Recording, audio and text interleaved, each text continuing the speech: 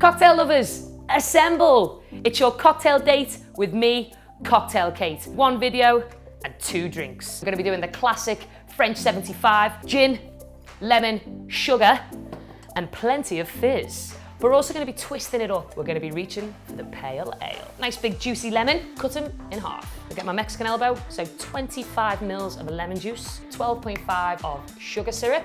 We're balanced, we're citrusy, we're sweet. Let's get some gin in there. Because we're gonna be topping with Prosecco, 35 mils of gin.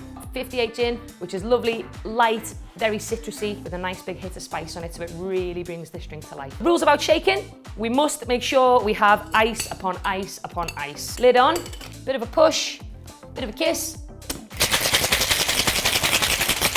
Nice and frosty, pop it open. This little beauty, it's a very posh ice cream bowl. So get creative, gang. I'm gonna fill it with ice, a drink that's served up, which means without ice. Your glassware needs to be really, really cold. If you want to, you can add a little bit of water in this just to speed up the process. For a drink as delicate as this, you don't want to be drinking ice cubes. So to keep them out, I'm going to take this, a fine strainer. It's essentially a tiny sieve. We've prevented this drink becoming like a slush. That'll mean that the drink stays really crisp and clear. I've gone for Prosecco. If you want to go for champagne, cava, English sparkling wine, do your thing. As long as it's sparkling wine, you're in. How on earth do you open fizz? The key to it is keeping it nice and cold. Secondly, it's all about protecting the cork. I'm going to use my thigh. So this opens the cage. Remove this with one hand on. Keep my hand on the base. Cover all areas here and twist the bottom. This hand stays really stiff. I'm going to keep it on my thigh. Just twist, twist, and then dead slight, dead gentle. So we're gonna get rid of that ice, take any excess water off. Our lemon, gin, and sugar mixture goes in. And now for civilization. Get that in there. Wonderful.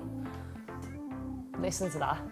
And get my potato peeler, go down my lemon, create like a little V. I'm gonna take some of the oils out of this lemon zest, just by gently twisting it over the top, go around the glass. Really nice little touch to get it on the stem.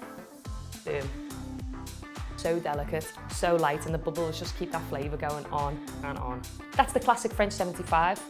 But if fizz isn't your thing, I'm going to show you a little version with ginger syrup and pale ale. 25 mils of lemon juice, ginger syrup, which I made myself, sugar syrup with added fresh ginger, half a shot. 35 mils of your gin. We're going to go for about 4 seconds. Ready?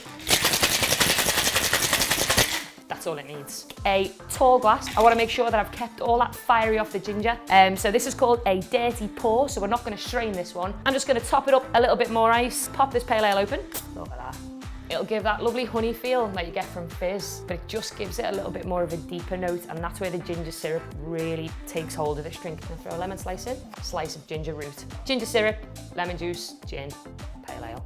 It's like the ultimate shandy. 1 video, 2 drinks, the French 75 and her beery pal. I cannot wait to hear what you lot have to say about these drinks. Tell us what's your favourite, send us some comments. If you've got any pictures, send them on through too. Take care, enjoy, and I'll see you next time.